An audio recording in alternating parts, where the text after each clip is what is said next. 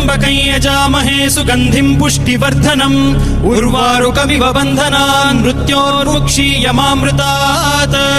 यो रुद्रो अग्नव्यो अप्सुय ओषधीषु यो रुद्रो विश्वा भुवना विवेश तस्मै रुद्राय नमो अस्तु